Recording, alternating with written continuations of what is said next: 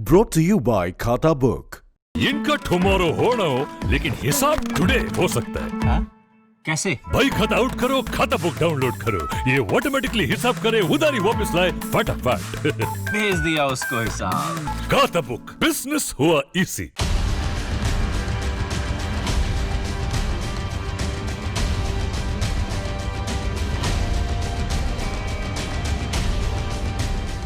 सर्दी शुरू हुई नहीं कि कोरोना बहुत तेजी से फैलने लगा।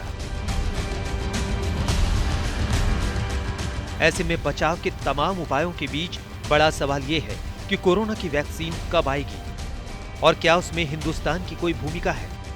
वैक्सीन के 3 फॉर्मुलेशंस ट्राई किए जाएंगे।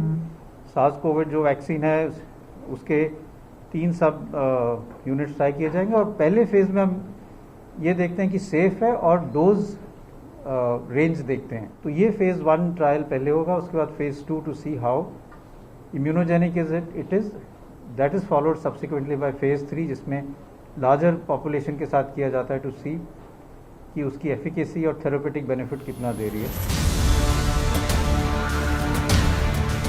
भारत में राहत की खबर भारत बायोटेक की तरफ से आ रही है, जो कोवैक्सीन नाम से वैक्सीन ला रही है। भारत बायोटेक ने तीसरे चरण का ट्रायल शुरू कर दिया है। इसमें भारत के 25 केंद्रों से 26,000 वॉलंटियर्स पर ट्रायल होगा। ये trial Indian council of medical research यानी ICMR की साझेदारी में हो रहा है। इन वॉलंटियर्स को अगले साल तक निगरानी में रखा जाएगा। भारत में ये कोविड-19 वैक्सीन के लिए सबसे बड़ा क्लिनिकल ट्रायल है।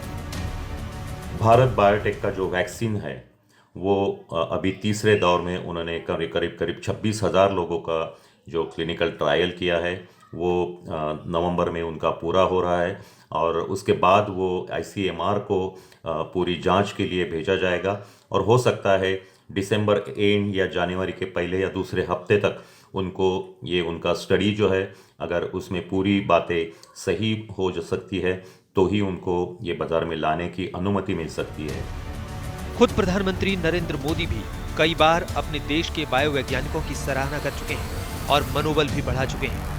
हमारे देश के वैज्ञानिक भी वैक्सीन के लिए जी जान से जुटे हैं।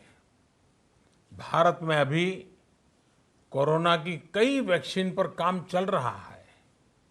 इनमें कुछ एडवांस स्टेज पर हैं, आशास्पद स्थिति दिखती है। वैसे हिंदुस्तान में कोरोना से निपटने के लिए वैक्सीन के दूसरे पहलुओं को भी टटोला जा रहा है।